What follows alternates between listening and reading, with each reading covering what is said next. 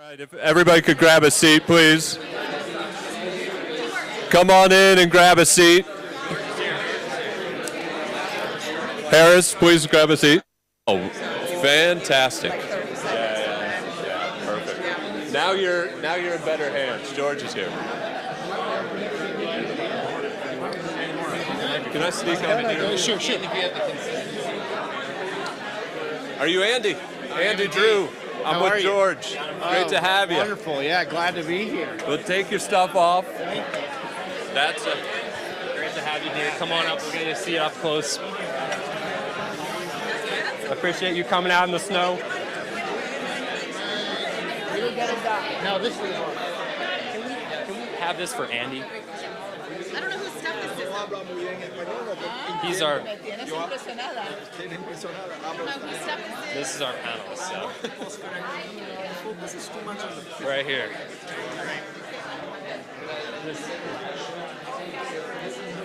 Perfect. Appreciate you being here. Yeah, no, glad to be here. We've been emailing. Yeah, absolutely. Awesome. Andy? Yes. Kelly O'Brien, Let's Get Self Members. Nice to meet you, Nice to Kelly. meet you. Thanks for coming. Great stuff. How'd it go today?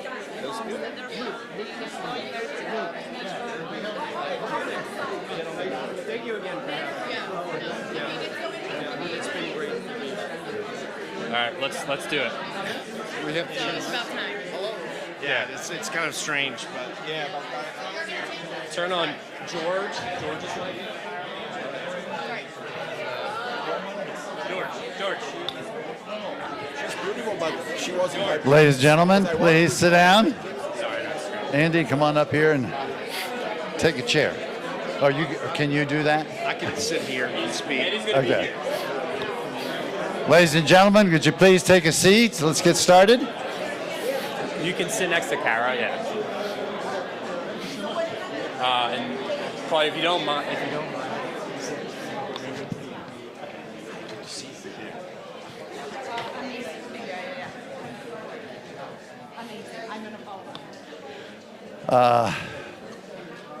Sit down. The person that you want to talk to will still be here, so you get to talk to them later. Thank you and welcome to the Brain House. So our last session, I have 6 sessions that we've had here at the Brain House. Constructed last week, tear down next week, and move somewhere else. Just a few words to set up, and then we'll get to our really excellent panel here this morning. We've had a conversation all week, 5 different sessions leading up to this one, from a wide variety of sectors, from funders to policymakers to industry to NGOs to foundations, about the importance of the brain to our health, to the capital that companies need in order to generate profits longer term, and to bring about a change in the economy. We live in a mega trend of aging demographics, which means a number of things. That the chronic diseases of aging, led in terms of numbers, in terms of DALYs by brain disorders, are growing rapidly.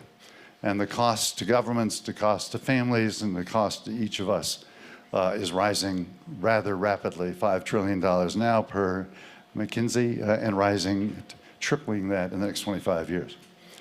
That's one effect of the aging demographic. The next effect is that we have fewer workers for growing populations.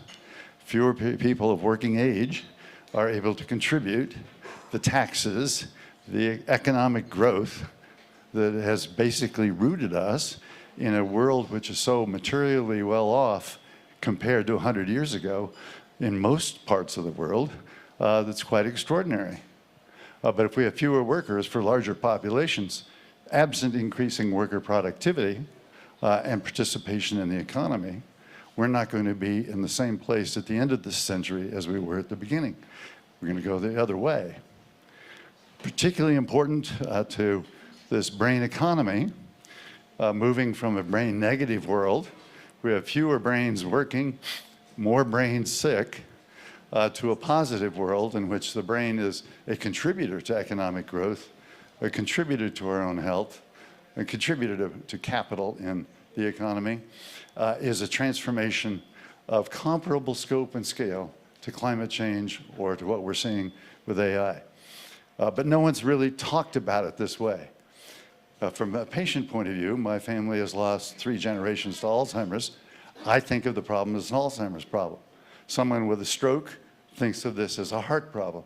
Somebody with cancer thinks of it as a cancer problem.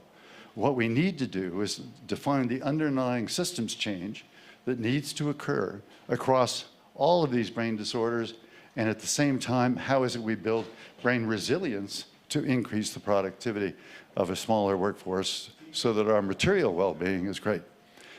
And as we do that, we have to include the Global South, because so much of our global economic growth is going to be dependent on the success of the Global South as the populations in the Global North shrink. We can bring technology to this equation, but we have to bring technology to this equation in a way that is actually usable in the Global South.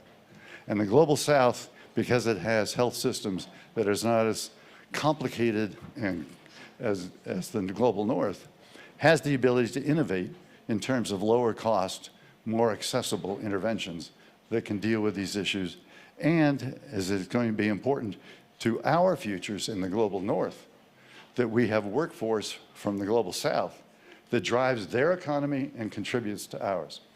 So this is a global issue. It is not a national issue. It's not a Global North issue or a Global South issue. We're all in this together.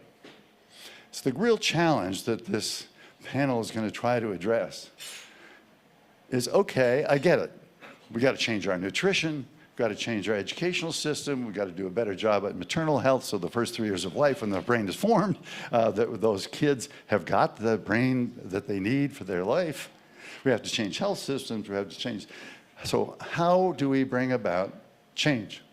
Because everyone will say, okay, we get the 6 things that has to happen, or 5 things, or 4 things.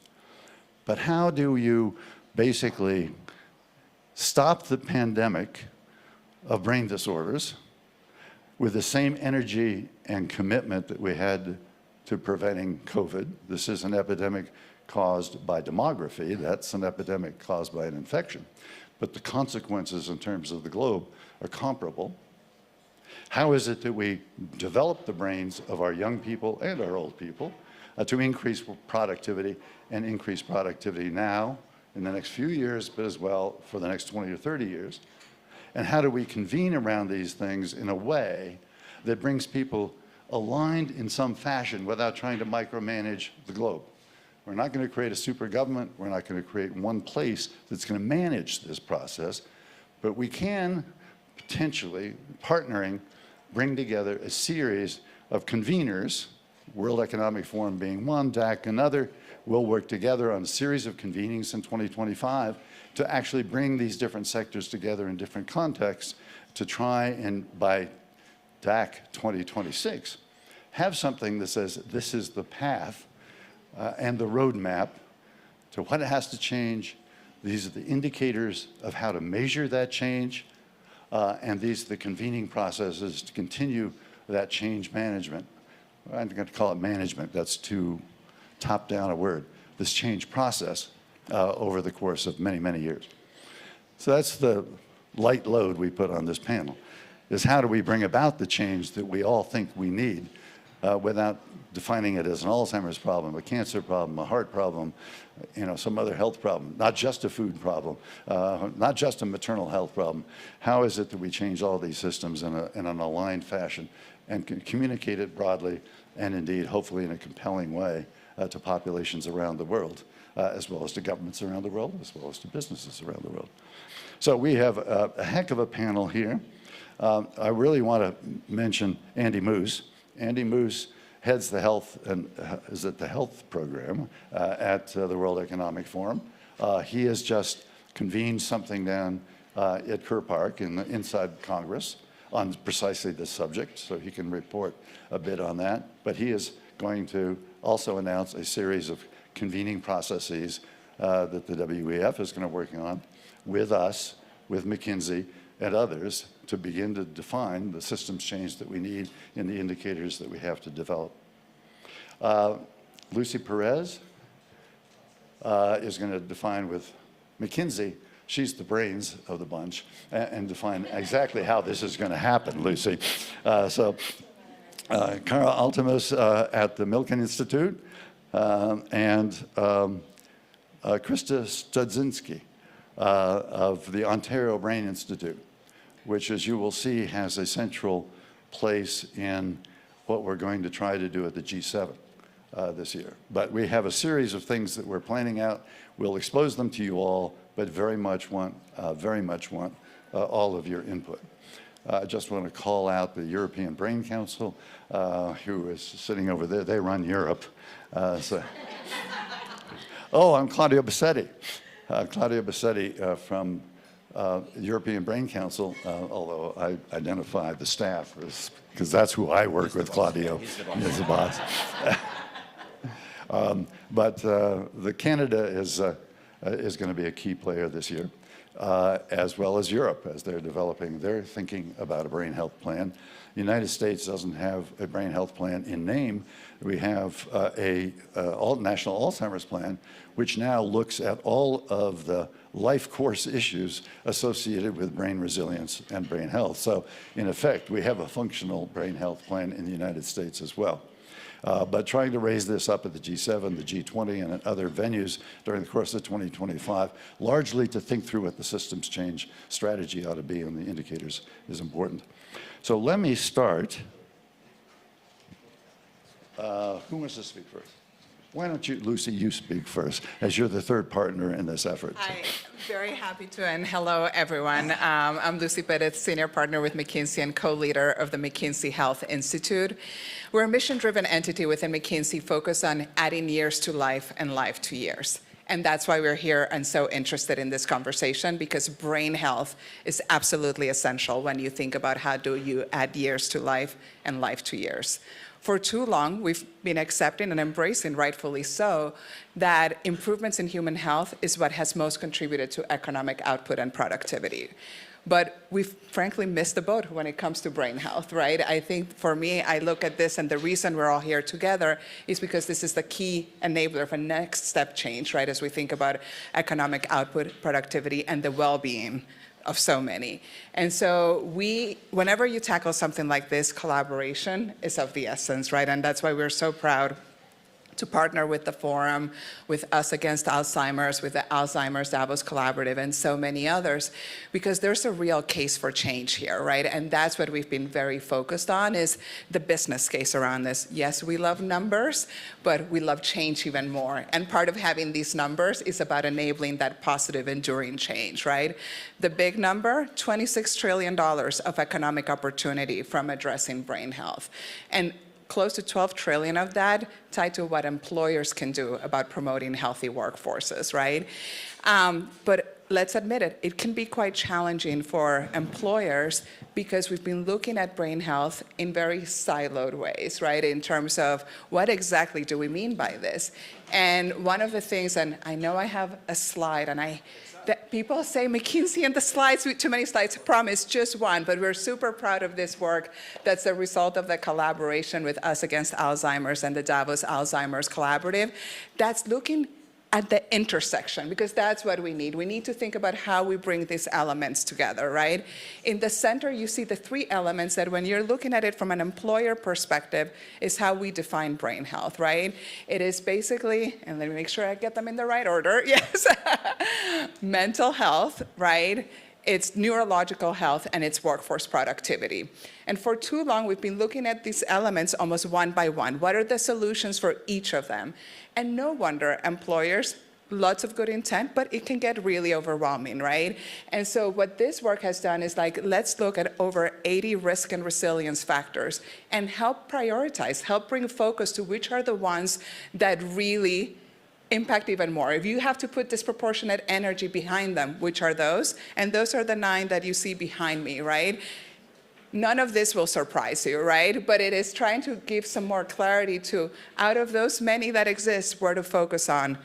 sleep, stress, right? Again, no surprises, but most importantly, how do you connect it to the business value drivers, right? What does it take to get to that 26 trillion that I was speaking about, right? And that's when you start thinking about, okay, this impacts how I attract talent, right? How I develop talent, the productivity of my talent.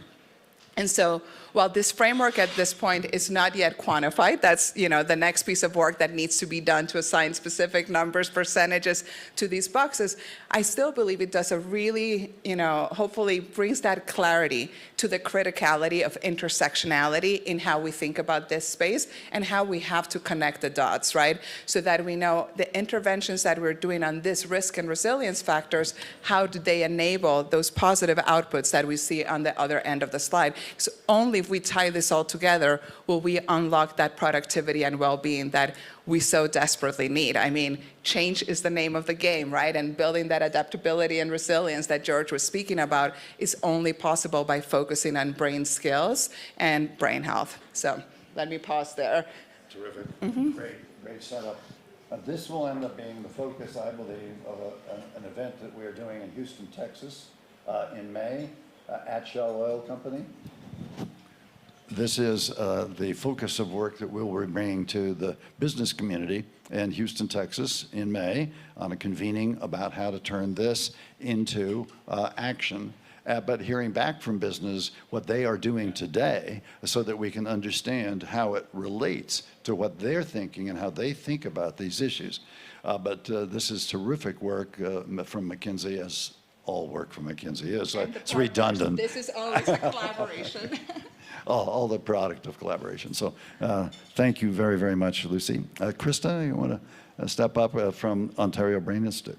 Yeah, absolutely. So for those of you who haven't heard of the Ontario Brain Institute, we are really all about advancing or taking brain health and getting it out into the community so that people who are living with and receiving care for their brain disorders can feel empowered and have better outcomes. And so for us, and for me personally, this whole experience at Davos, it feels like we've come full circle.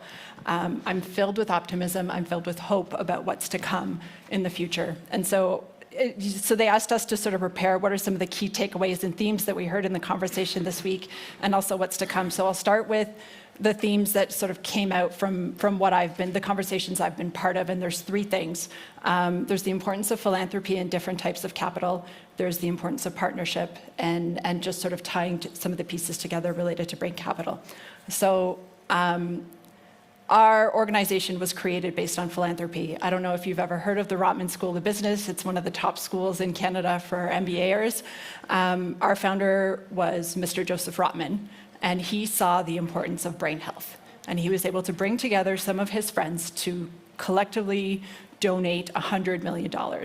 And that was 13, 14 years ago. And we've been able to take that initial investment and turn it into over $600 million of neuroscience-related activity and brain health-related activity across Canada. So, Kara mentioned this in her panel, and I always talk about this, but it's a really, really important piece to spark some of this alternate thinking and doing things differently and really being innovative. So, second one, partnership. Partnership is so critical, and especially right now with all of some of these geopolitical changes that are going on. I think as a community, we really need to recommit and double down on partnership. The piece that I will say, because partnerships is in my title, they're hard, and it is really hard to do authentic and meaningful partnerships. And so we really need to stay committed to that mission. The other piece is that partnership doesn't always have to mean money. There's different ways to partner with groups, and happy to unpack that in a different setting. And so I'm going to pause for just a minute to really recognize George, Drew, and the Davos team for really convening this and really fostering that global partnership. Thank you. I know it's difficult, and I appreciate everything that you do.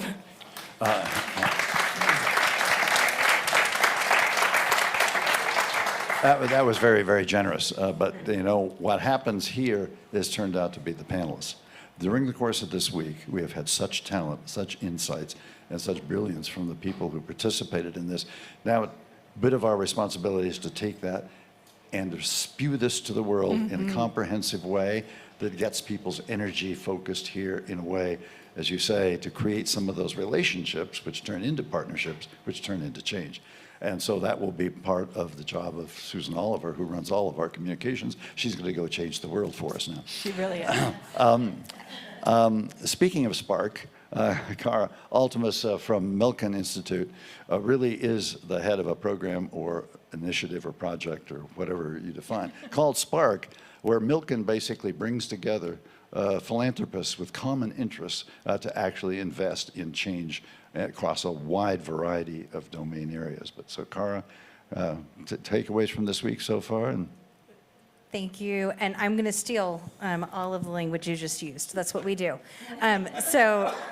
SPARK, the Science Philanthropy Accelerator for Research and Collaboration, works with a variety of funders, not only philanthropists, but the nonprofit sector and scientific institutions as well, to think critically about their strategy and how to accelerate real change in the world for real people and patients. Thinking about what have I seen this year? Last year was the first time I was at Davos, and I will say brain, mental health, neurodegeneration, dementia, they were a whisper. And we would bump in, friends would, people in the few sessions and moments that there were, would bump into each other on the promenade. And I mean, it was hugs and like, you're here too. And when I reflect on this year, a major change is this physical space. And everyone that has come around the world to talk about brain health and all of the various facets of brain health. And I think it feels like a real change. And I also am feeling so much optimism. So within the Milken Institute, we do work with a lot of different funders, and we think quite a bit about the ways that different types of capital are able to catalyze different types of change. I think 6 years ago now, we doubled down on the idea that we needed to invest more of our time and energy in brain health and brain research. And so we've built out a couple different programs that bring more interest to individuals around brain health and brain research. That's led to more than $1 billion moving into research and investment in brain health, brain technologies, and neurological illnesses. And I think that's important because as I reflect on what does this movement look like, what are we trying to achieve? Together, we're trying to bring more people into the space with us. We cannot, as any one organization, as any one individual, be the change that's needed to bring the attention, the policies, the workplace practices, the research, the technology, all of that is going to be a lot of different kinds of organizations. And so, if we think of ourselves as the first cheerleaders and the first movers in the organizational space, then we're setting the example. And what we want to do is bring more friends along and to carry a collaborative spirit. And so, just to say, opening thoughts here, I hope that we're all able to do that more. Can I just riff off of what Cara just Please. said? You Is that may. okay? Oh, I know, right? I know. I went for the mic because I talk with my hands. So one of my mentors a while back said to me, Krista, for a startup company, and she was involved with BlackBerry, she's like, sometimes it's not always about the product. There's two things that, in my experience, really matter. It's team and it's timing. And I really fundamentally believe that we have an incredible team here of global partners that are aligned in our mission and vision. And the timing is just incredible. And so this is our time to shine, and let's make sure that we come together and step up and make a real difference here. Hallelujah, as they say. Sorry, I'm being very, In the you know church- what? in the church of the brain. Can you honestly, so my boss teases me that I'm always like, oh, these are the problems, and I'm being very optimistic here. So please report back. Claudio Bassetti from the European Brain Council, but I identify you as a huge leader in brain health inside Switzerland as well. So Thank you. please. In fact, let me say hello to everybody. I'm Swiss, and I'm so proud and happy to have the Brain House. I have always had a dream to have a Brain House in Switzerland. Now it's here. Next time it will be bigger and larger and more important. So welcome everybody to Davos and Switzerland. We are very proud and happy to have you. And I'm really excited about what I'm experiencing here. You know, we have been following the initiative of the WHO mental health, the plans for mental health 10 years ago, then the plan for dementia, the IGAP for neurological health just a few years ago, and now it's time really to join forces. And you asked us, so the question, so what we should do next? I think when I think about what we should do out of what we're doing here are three words that come to mind. One is we need partnership. We need to have intersectorial approaches to a big problem. We cannot change everything at once, as you said. I mean, it's too much. So we need partnership. And I'm very excited because I actually come from neuroscience. I've been doing neuroscience all my life. I've been taking care of brain disorder patients, so I know what does it mean. But you know, all of you know, because it's so frequent, 1/3 of us have a brain disorder, and if we don't have it yet, we have a family member. So we all know the stigma, the sufferance, and the problems. But we start understanding that we can prevent them and we can promote brain health. So that's the moment where we should really join forces. So one is partnership. The second is that we need to understand, and that's why I like your picture. It's actually not so different from what we have produced in Europe and even in Switzerland. We need to have an holistic approach. We need to bridge mental and neurological health for brain health. At the end, to be able then to promote the new world, more fair, more creative, more productive, and more happy, we could say. So we need really to have an holistic approach. This is easy to be said, but how do you do it in everyday's life? And then at the end, and this is the challenge, we need to boil down to specific intervention, as you said, so we need to set up priorities. So I would say partnership, holistic, and priorities. Now, my last message of this first intervention is that we need to learn from each other. George, you mentioned, I launched with the European Academy of Neurology the European plan. Then I moved to Switzerland and I launched the Swiss. Now with the EBC, we are working on cross-fertilizing the experience of the different national plans. I was talking before the intervention. So we have plans in Switzerland. We have plans or ideas about plans in Africa. We have Singapore. We have the Emirates. We have, in the United States, incredible initiatives. In Texas, Rice University. So we need really to foster the crosstalk so that we learn from each other. And at the end, when we want to be operational locally, we need to boil down to the needs and gaps that are locally defined. So we can discuss at the global level, but then we have to go to the nations and the local reality. So these are my three words: partnership, holistic, and priorities. I'm going to come, and my second question to this panel is, which systems have to change in order to affect change across the board from prevention to cure to brain capital? But I'm going to ask another question first. Is there an analog in other major change things that are going on in the world today? Let me just say climate change. We're on COP 30, right?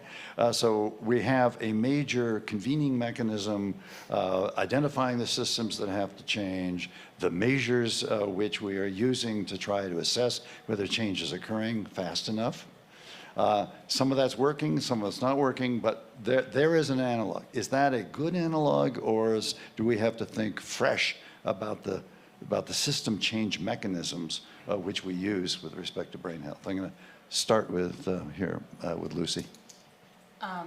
It is interesting, George, because as you asked your first question, I was just thinking, are there any systems that don't have to change? Totally. So I actually think in that spirit of pulling on holistic from you, right? Like Claudio, I do think we need to be thinking about this, because I'm just running through lists in my head, and it's like, well, there's the financial systems, health systems, right? And so maybe you guys have more time to think of your answers and can figure out which is the one that doesn't have to change, right?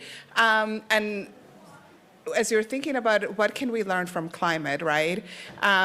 We've all, I think, referred to partnerships, right? And that is absolutely essential here. We have done a lot of work looking at public-private philanthropic partnerships, the 4P model, right? And I have to believe that is a key part of the answer here, right? And we know those work. Can I add one more P? Patient. Yes, I love it, the new 5P model. We're innovating as we do this, yeah. But that is absolutely true, right? And the reason, in driving the change, what do we know works, right? Like, what can we reflect on from these others, right? And we know it works. The first thing is we need to prove that it's material. I feel like we've done that, right? We've got the numbers for the business case. That part, for me, it's taken care of. The next thing that I think about is, like, is it suitable for action at scale? And again, I would say the answer is yes, because we have the proof points of what are the types of things that we can do, right? Like, we've learned from whether it's experiments, the work that has been happening by so many, over, the last couple of decades, and now this unified model that allows us to prioritize and really think about, okay, now how do we do it at scale, right? Which gets to the feasibility point. And maybe I'll connect it to what you were saying, Krista, right? Timing and team is everything. We have the stakeholders around the table. What ends up being one of the biggest, failure modes is a lack of alignments around the aspiration, right? And so to me, what I would think about, and you can argue that maybe, one of the challenges in looking at how we're addressing climate is that alignment. What can we learn around how do we build alignment on the aspiration, that collective aspiration that we have for where we want to be, our goal for this year, right? As you talked about where we want to bring this topic to, but if we take that 3-5 year view, how can we really be bold? And is there an opportunity to turn the tide? You made a reference to the numbers earlier. We're talking about $5 trillion of spend connected to brain health that's going to triple in 5 years. That's a really fast acceleration. What can we do to bend that curve and instead unlock the productivity that we all know is there? But I'm gonna come back to you with another analog. Okay. What you're doing with women's investment, women's health. What impressed me about what you're doing there is you identified a whole set of systems that had to change, but you picked sort of the top 9, right? You didn't say, I'm going to take the whole bite now. Let's do this with 9 to see whether the systems change we want is occurring or not, and then we can scale to the other elements. So I liked that particular way that you brought your analogy. And women, of course, are vitally important to brain health. absolutely, Dementia. 51%. Oh, no, 2/3 for dementia. So, just talk a little bit about what you're doing with women. Yeah, and thank you for giving the opportunity to talk about this, right? Women, people make the assumption that because women live longer than men, that women are healthier. And it is because for too long we've associated, right, health with lifespan. And this, frankly, connects a lot to the conversation that we're having here, right? How do you truly think about health span? Because women actually end up spending 25% more time in bad health than men do. And it's not happening only at the end of life. The majority of it is actually happening during women's prime working years, ages 20 to 60. And because of that, it has huge economic implications because it's taking women out of the workforce, right? And so it is one of the most frequent questions that I get when I talk about this women's health is that people say, oh, but did you look at brain health? And it is, of course, it is foundational, right? For too long, we have made this assumption that physical health is all of health, right? And we really need to revisit the paradigm of thinking about health holistically, physical, mental, social, all of it. And so what we've learned from the work in women's health is that indeed, and it's the same framework I was using earlier, you start with some proof points, priorities, like you were saying, right? Like, what are those most material that allow you to prove and move the needle on? And I mean, brain health is an absolute priority for us. Maria Paula, who's here, we've been working on a paper together around women's brain health. And then the interesting thing, it's not just brain health is connected to heart health. It's all systems, right? It goes back to why we need those unified models to move the needle. So, Carl, let me come back to you. There were sort of 2 questions, and in fact, Lucy bridged the 2. So the same question. Any analog of what's going on today in other fields or other change systems that we could use as a model, and any observation initially on what are the most important things to change in this space? I think everyone sitting on the sofa had the same, everything needs to change. But if I think about the fundamental, what do we really need to change? It's our foundational understanding of what brain health is and how it impacts all that we do. And so when you compare that to climate change, it's, we think about the decades-long progress we've made in understanding that the climate is changing. And we have arguments around the periphery about the why and the how so and the so what, but we have moved to a place that it is pretty well understood and accepted that it is changing and it does matter. And so I think when we compare that to the brain and we start to think about what needs to change, the first thing that needs to change is a foundational understanding by every human on the planet that the brain is core to who we are, how we engage with one another, and what we're capable of as a species. And so that, it's like, what do we change? The root. We change exactly how we engage with the problem. And then once you do that, it becomes, I think, much simpler to think about, well, then how do we change education, and how do we change health, and how do we change the integration across different brain illnesses and brain health holistically? Terrific. Claudio, I'm going to jump. Yeah, I just got just to break patterns. AAA, three Three A's. See, 3 A's. We got the five P's. Yeah. You got the three A's. Well, I'm just trying to follow George, I mean, you're such a model. So the 3 A's. One is awareness. I'm just saying what, so I do think that here we all know what we're talking about. If you go out, even doctors, public health experts, I'm not talking about the other stakeholders, the awareness about, one, the burden of brain disorders and what the brain does to our lives is not there. The way we interact with each other, the way we influence our lives depends on our brain. So awareness is one word. We need to explain, and this is the first A. The second one is the approach. So we need really to join forces and have one goal that we share and then go in this way. So the approach is, and we used one sentence that I used before, one life, one brain, one approach. So we have one life, but we have so many brain disorders waiting for us. We have analyzed with Ingrid Beck here in the audience the burden of brain disorders in Switzerland. The publication is ready to be submitted. In fact, the burden on women is higher than in men, and it starts early. By the way, the approach should start early in life. We cannot think about promoting brain health just having longevity or immortality in our brains. So we need to start early. So the approach needs to be a holistic and needs to be a whole life, and we need. And the third one is acquisition of knowledge. We know a lot about the brain, but we have lots of determinants that are not known. So we think about the climate. So we need to be aware of the climate problem. We need to have an approach that is shared, and we need to have knowledge about climate change, and all three should work together. So the 3A would be my answer to your question. Claudia, did you just come up with that 3 A's? Yes, right now. Brilliant, brilliant. More on-stage collaboration. Krista, We'll use all the alphabet. So analogs, and where do we start? before we do that, I want to see that report, and I want to talk to you more about that because we did one in for the Ontario Burden of Brain Health. And so anyways, we'll talk after. But so just kind of pulling and saying, I think what everyone else is already saying. I think they call that a Davos moment.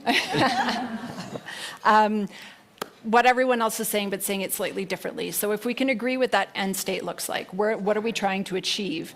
And then we can use academic jargony words like theory of change and all these things, but I think it's important for each of the different players and partners to think about, okay, if this is the end state we want to achieve, what's my map for getting there? And so you could do that, I could do that, you could, everybody could do that, and you try to figure out where those points of intersection are and making sure that we're sort of aligned in how we're all working in parallel cohesively towards that end state. That's just where I go with this conversation. You don't have like the 4 M's or the. No, I've got no.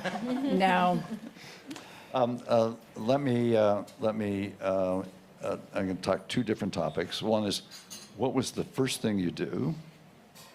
And then I want to come back to WEF and to have them talk about how they see a series of dialogues. So what is the process? So the first thing, is Can I there a jump first in? thing? So here's You what wanna I start? do when I go back home. A year ago, nobody was talking, well, I shouldn't say this, but very few people were talking about Canada. There was, when we were talking about brain health, and I went to a few different colleagues and said, guys, where's Canada? Like, we need to have a seat at the table. What's going on? Well, this year, we have a seat at the table. We have 2 major international scientific research conferences that are coming to Canada, Toronto. Not that Toronto is the center of the world, but kind of is. We have the G7 that's coming to Canada. And so the very first thing I do when I get back, we are having a meeting, Morris, we are having a meeting next week to bring together the Canadian partners and some global partners to sort of say how, yes, you are, how, and I think we're going to have some folks from the DAC as well. How do we shape this agenda? How do we make sure that we continue to build off of the momentum that we not started here, but we continue to build here? How do we make sure that we don't lose that momentum? And again, partnership and cohesively. I was ready to jump in. I was being nice. I started with we need to bring more people into our brain house, into the circle, as investors, as problem solvers, as innovators. And so I think the first thing that we all should be doing is going out and saying, who are all of the people that I know, that we know, that can be part of our boards, part of our meetings, part of our solution set? And so from the Milken perspective, we have a global convening firepower, and we have very consistently brought brain health to that. And I am like, how do we supercharge it? How do we get more of you part of those conversations and bring more funders in? Because I think there's so much energy, there is so much growing excitement from the funder community, and it's on us to make it happen.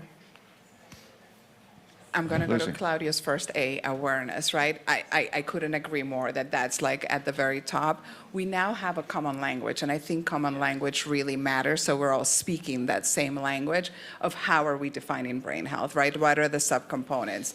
We have priorities too, right? We've helped, and so I think it's really important that with that and the business case, because we need people to buy into that why we're doing this. This is not just because it's the nice thing to do. We must do it. There's so much at stake for our communities and our economies. And so with that, those tools in our hands, how do we accelerate that awareness across all stakeholders? Because this is not just for the health system, not just for governments, everyone, the funders, we all have to come together, the employers, so forth. Lucy, can I just build on that to say another thing that gives me a lot of hope from the conversation I heard here is all the really amazing work, and there's still a lot to be done, but all the really amazing work that's being done in youth mental health. These youths are going to be coming to the workforce soon enough.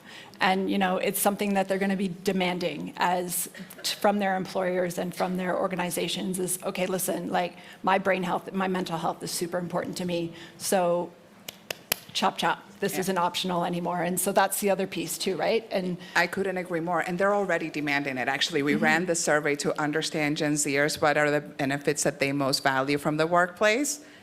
Brain health, mental health support is #1 on the list. And they're going to be the ones that really help us in terms of brain health, brain capital, and integrating that AI piece, right? And Delivering the brain economy. Yep. That's right. Absolutely. So let me ask you, when you say business case, do you mean a case for business sector or a business case that actually has in the case for governments as part of the business case and the case for health system? Who is the case for? Who's the case for? It's an investment case because indeed this is a case that you can make to the governments, to the policymakers, to the employers, right, to the health systems, because it's telling you how much value is at stake, both in terms of like the economic productivity of your society, right, if you're a government, right, we now have the tool to translate that into what does it mean for an individual company, right, like how much are you likely to miss out on in terms of both from a cost perspective, from a top-line perspective. Claudia, do you want to? I wanted just to make a comment. Yeah. What we could do and what we are already doing is actually going into company and also promote initiatives that are good for brain health and prevention of brain disorders. In Switzerland, we have a new campaign which is called Migrant-Friendly Workspace. So we actually promote awareness and some inputs to companies to prevent migraine and headache attacks at work. Now, believe it or not, in Switzerland, headaches are the #1 burden of brain disorder at all, because they are so frequent. They're not causing frequently mortality, but they cause disability, particularly in young women. By the way, headache starts already before the age of 10 or between 10. So having an impact on your own company will convince people that, yeah, brain health counts. And by the way, if you avoid absenteeism, and so on and so forth, the productivity of these companies. So this is another way, you know, to walk the talk. So you talk about the overall, but then you intervene in your own company. So in your university, in your company, you say, what could we do to promote? So George, That's another way to approach. if I may add, migraine really makes me think about the need for, in addition to awareness, in addition to action now with the knowledge we have, we still need to be pushing on fundamental research and research that is going to drive change for patients. Because something like migraine or Alzheimer's or any of the severe mental illnesses, we do have interventions that help proportions of those populations or some preventative measures, but we do not have sufficient treatments that are able to help all. And in the absence of that, awareness and driving actually has the potential to drive people away or become frustrated if we're not following that with really intense investment in research and an improvement in the toolbox to measure and understand and actually intervene and treat when necessary. You know, I think prevention is important, but let us not forget that we also owe all of society meaningful change and interventions. I'm going to turn to Andy Moose now from the World Economic Forum. He just had a session down inside the Congress area on this precise topic and has come forward with at least a process that we ought to start thinking about for 2025. Thank you, George. I think, you know, one of the major themes this year for the forum's annual meeting was collaborative innovation. And I think it's important as we think about, well, how is it that, yes, we hear a lot of talk about collaboration, but what does it take to actually do that on a consistent basis? And the currency of collaboration is trust, and it's relationships, and a shared purpose.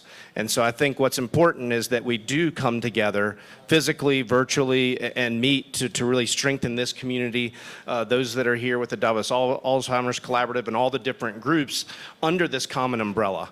I mean, we saw what happened with COVID when you really removed a lot of these barriers, accelerated innovation, novel treatments became available. The one thing that wasn't done was bringing everyone from the public along. And so many lives were lost, not because of the science, but because of the communication. And I think it's important with brain health that we make sure that our narratives are a we.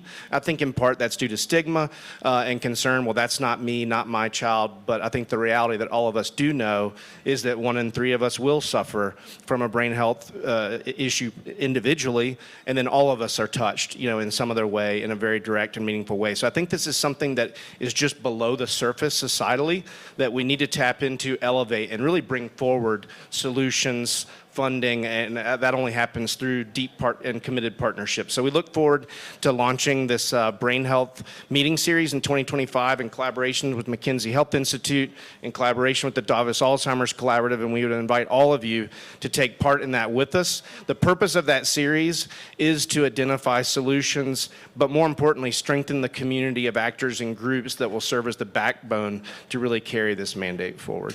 So thank you. I just want to thank Andy Moose for his leadership at the World Economic Forum on this issue. Change is hard, even for the World Economic Forum, which is the center of change, of course. So he has really brought the organization along and willing to partner, and it's been terrific, Andy, to be your partner. Thank you. I'm going to call on Joachim Reiser. if he might, from the University of Texas Medical System, just because he is going to be, I think, a major player in this partnership that we're trying to build, and also because Texas is potentially going to invest significant amounts of money in this space, and the University of Texas Medical System is one of the largest in the country. So just your perspectives on what's this process, how do we move forward on this movement? Well, thank you, George, and everybody here. It's been very, very inspiring here this week. I don't think I've walked that much in a long time. Kind of. Or uphill. Or uphill. It's a little bit ad hoc that I'm called out here, but I'm glad I have a chance. I'm here to represent universities at large. I think there's definitely a movement going on, not just in Texas. I can speak also for my other colleagues, where academic institutions are rebranding themselves as not just the educational and research institutions, but also as the institutions that bring us together, connect us to the for-profit sectors, connect us with public policy, connect us to politics, really, and also, and I think that's really important, I think you mentioned it, Kara, making sure that we are learning laboratories, that we use our patient collection early to trial and pilot interventions and see how we do with that. And I think in Texas in particular, we have a little grandeur of what we could be, but we certainly have the institutions. We have the largest medical complex in the world, the Texas Medical Center, where 60 institutions sit next to each other. There's a lot of money in Texas, quite frankly, so that's not an issue. We have heard from the Lieutenant Governor a commitment. Obviously, this has to go through Congress, but the commitment is there to put $3 billion for brain health and dementia research forward. And we will only be able to do this together with you. Because when we do this alone, we might actually get some of it, but we won't be successful. So this is, for me, a call to collaboration, a call to really think about, and I heard you, Lucy, talk about some thoughts about McKinsey, for example. Huge partner for us universities. We at UT, we work a lot with McKinsey. Come a step closer. We come a step or two steps closer, and if everyone does that, we invest together in a movement that can't be stopped. And I think if we go away with that spirit and go to our computers next week and follow up and really respond to the many calls we are having, we can get to the next level. I'm very optimistic. So that's why I'm hoping this won't be the last time that we are here. We are thinking of more engagement here with Davos, and I really want to see Texas lead that. I think this is ideal for Texas. And we do have a lot of mental health issues in the state.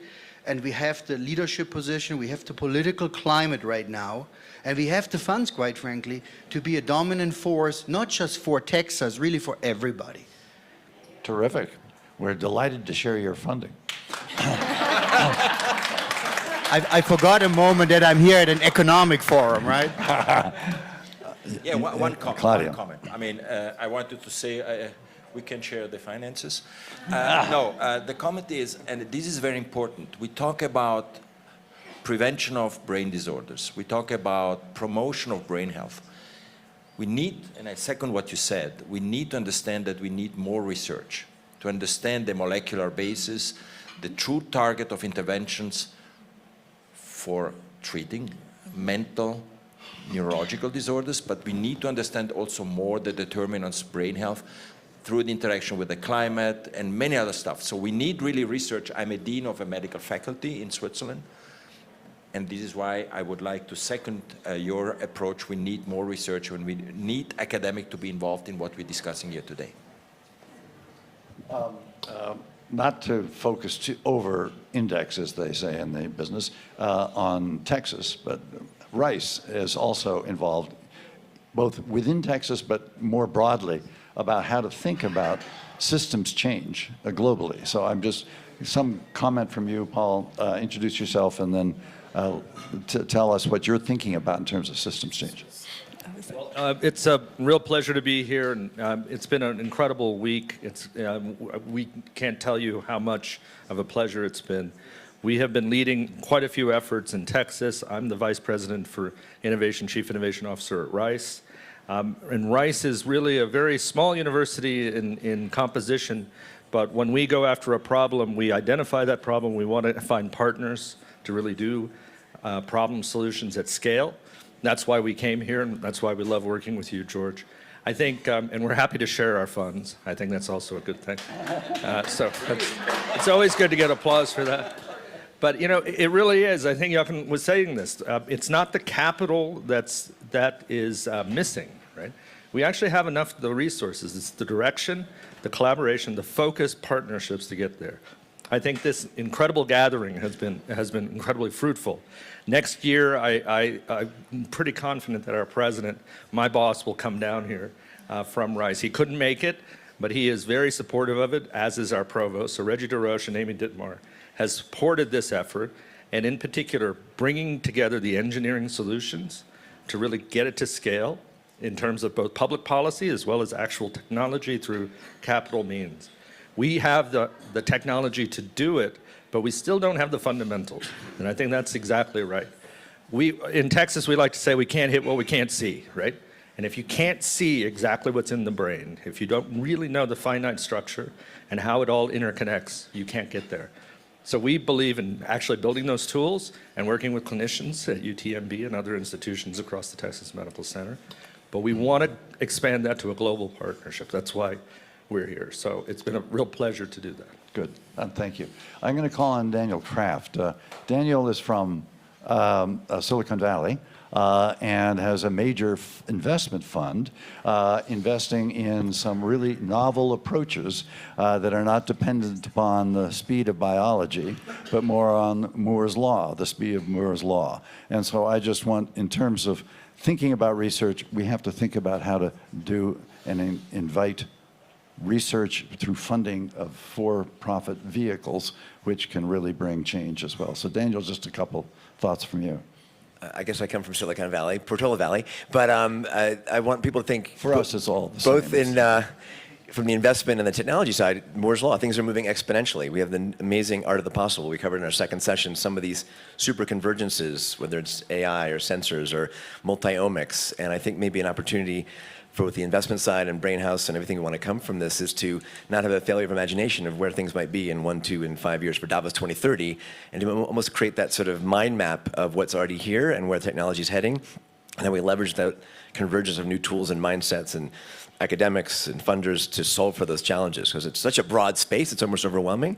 From the investment perspective, there's many things, from video games for mental health to augmented and virtual reality to new forms of digital biomarkers for mental health to brain health. And so I would just challenge this community to sort of not just imagine the art of the future, but how do we build a sort of collaboratorium and be able to see what's already here and how we connect those dots to everything from prevention, diagnostics, therapy, brain, and health span together. I think that's where the synthesis is, and I think what can follow from the conversations here in Davos is to make that future by bringing other folks from outside the traditional sphere of neuroscience and mental health to solve for these huge challenges. So it's an exciting time. As I understand it, aging is simply an engineering problem now, right? So we're going to eliminate the problem of aging coming out of Portola Valley. Well, I mean, I think health span, everyone's longevity has a lot of snake oil embedded in it.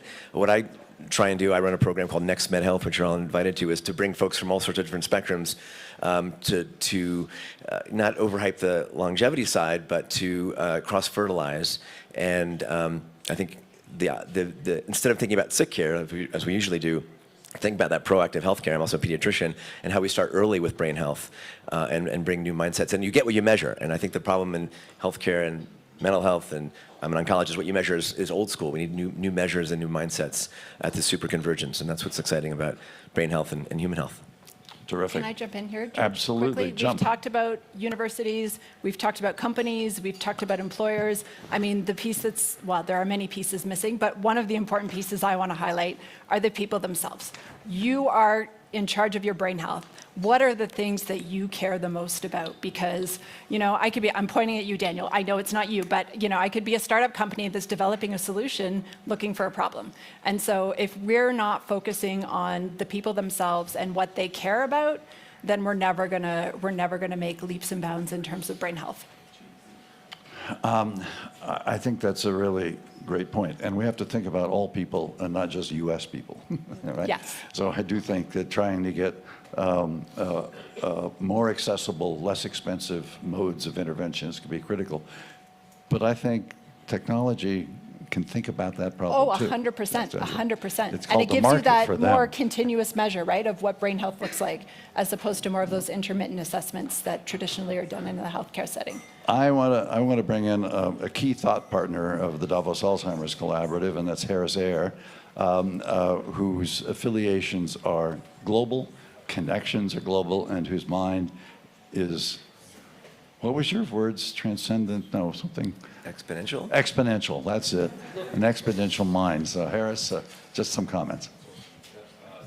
Everyone here? Yeah, okay. I'm just George's wingman here, and it's been a wonderful week to be George's wingman. I'm trying to keep up. But this is super inspiring. Thank you all for being here. I run the neuropolicy program at Rice University, so that's my sort of formal position, but I work a lot with also McKinsey Health Institute as well. In addition to the points made about research, I wanted to say that I think capital is important. And so we, in the spirit of collaboration, we are running a project with the European Investment Bank Institute, which is, EIB is the largest public bank in the world. And we're running a special foresight strategy project on investing in the brain transition in Europe. So this involves many interesting stakeholders, private banks, McKinsey, public policy, pharmaceutical companies. At least a quarter of you in the room will be with us in Luxembourg at bank headquarters in February 10th. So this is this idea that how do we channel money from sovereign wealth funds, public pension funds, and then private banking and financial institutions into the brain economy, into the brain transition. And this goes beyond talking about drugs and diagnostics and digital. This go with, the things that Daniel mentioned are critical, but this is also about building a neuroscience-inspired civilization. Buildings, commercial, residential. We work a lot with architecture and design, and we were lucky to have JLL, a big real estate company here that has a special interest in neuroscience and designing cityscapes that are neuroscience-inspired. So we're really trying to rally private capital into this area. Can we make a BlackRock for the brain that they run $4 trillion? Can we do that privately, but also on the public side as well? We'll be working, George, on G7 and G20 together, which we're making good progress on the finance ministers meeting. And then finally, we need a workforce around this brain transition. So I wanted to mention that we are running the world's first brain transition executive education course through Rice Global in Paris, April 7th to 10th. George, your organizations will be represented through Kelly, and you'll be there in spirit. You can actually join if you want. But if anyone's interested, we only have 25 slots, and they're filling up fast. So, this is all about how do we really build this movement, connecting the research and the capital and the private companies and public policy all together is essential to bring those things. So thank you all.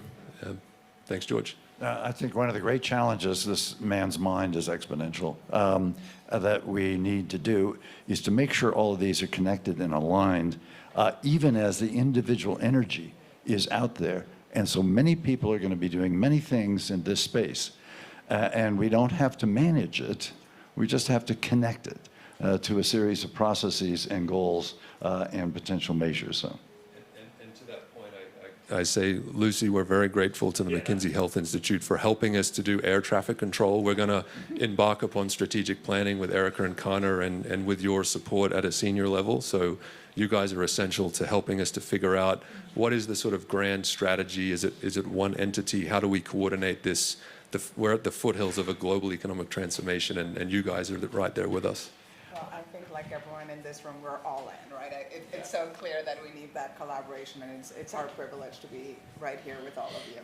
So I want to thank these panelists. You guys are all terrific, and you're actors in this space, and you're our brains, and so are you, so are you, so are you. But everyone in this room, somehow we need to continue this momentum, figure out how it is that we can move in a parallel, common sort of idea of how we identify our goals and the systems change we want. How do we measure a degree of progress without trying to control anybody?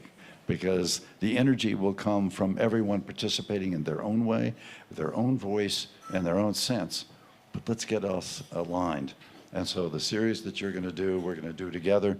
It's one of those things. Harris will do his, but it'll all be connected in some fashion so that we can come together and report, because we can't constrain the energy. We need to excite it and align it. So I want to thank everyone who's been at the Brain House this week. Not all of you have been here all week. Some of you have been here most of our sessions. It's been an extraordinary week for brain health, an extraordinary week for the Davos Alzheimer's Collaborative, as we learned from Alzheimer's that, in fact, your brain from babies on are risk factors for dementia. So we have extended our own vision as a result of learning through collaboration. But thank you all. I look forward to working with all of you. Take care.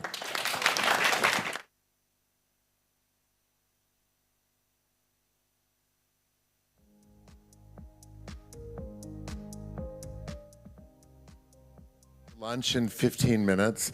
So if we could really ask for your help to move out, because we're going to be flipping everything very quickly. Thank you so much. And congratulations for an amazing set of conversations.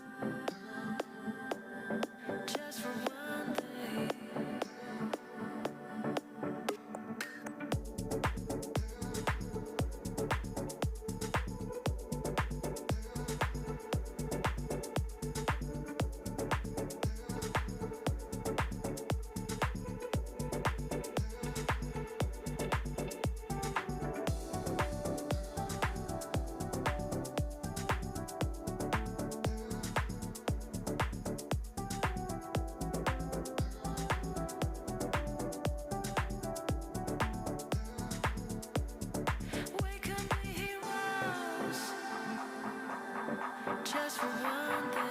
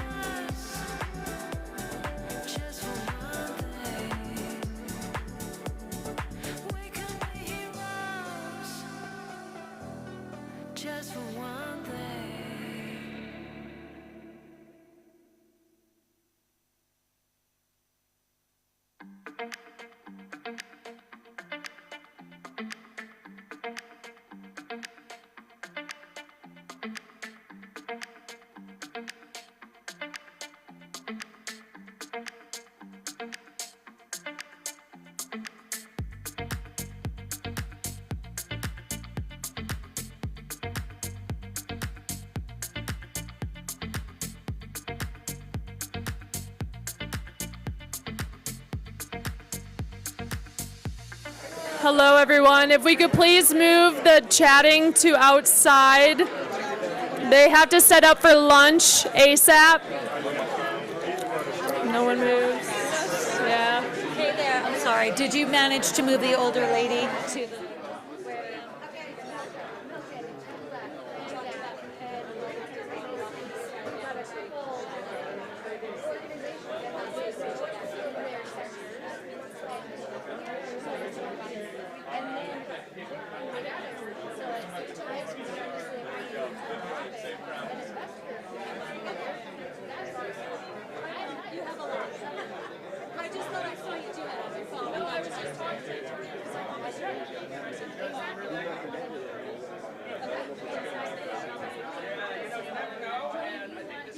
I'm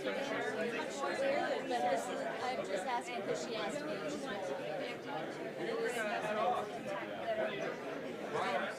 Hello, we please need to clear the space as quickly as possible.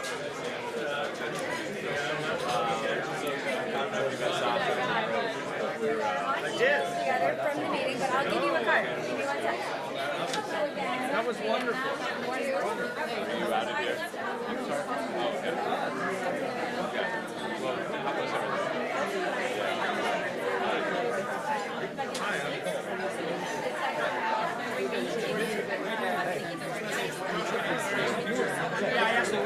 What was the organization again?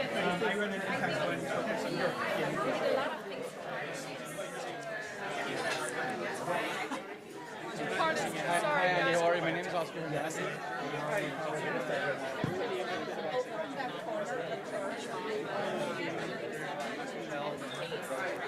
Hello, anyone with the brain house, can you please move the conversations outside? They have to flip the space for lunch immediately. Or you may get bumped by a table. Thank you.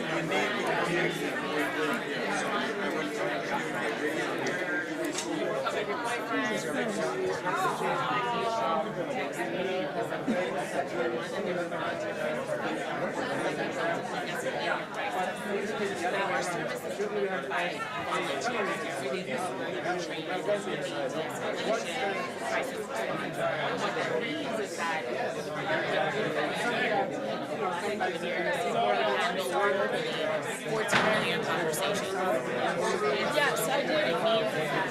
But I need to get on my computer for this. Thank you. Thank you. Thank you.